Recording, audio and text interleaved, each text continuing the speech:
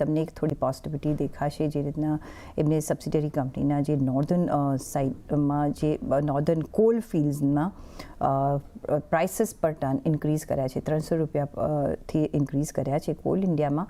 અને ઘણા બધા બ્રોકરેજ હાઉસ પણ ઘણા બુલિશ છે. આજે નિયરલી 2.5% તમને તેજી જોવા મળશે. કોલ ઇન્ડિયા, વિરલભાઈ કંઈક અહીંયા કામ કરી શકાય?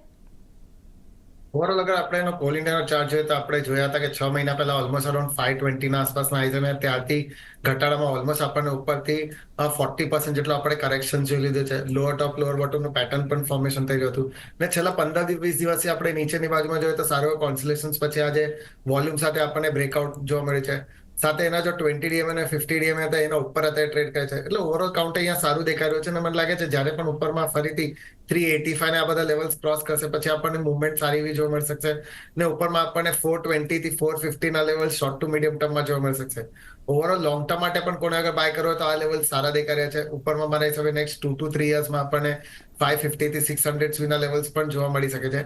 તો ઓવરઓલ કાઉન્ટર સારું છે અને આ લેવલ્સમાં મારા હિસાબે ઇન્વેસ્ટ કરી શકાય છે. ઓકે, તો ઓવરઓલ કાઉન્ટર સારું છે. અહીંયા તમારે જો ઇન્વેસ્ટ કરવું હોય તો અહીંયા તમે ઇન્વેસ્ટ કરી શકો છો. વિરલભાઈ, કોઈ લેવલ્સ આ લેવલ્સ પર બાય કરવાની સલાહ છે. નીચેમાં સ્ટોપ લોસ અરાઉન્ડ 325 ના આસપાસ મૂકવાનો રહેશે ને મીડિયમ ટર્મ માટે ટાર્ગેટ્સ અરાઉન્ડ 420 થી 440 રહેશે અને લોંગ ટર્મ માટે અબાઉટ 500.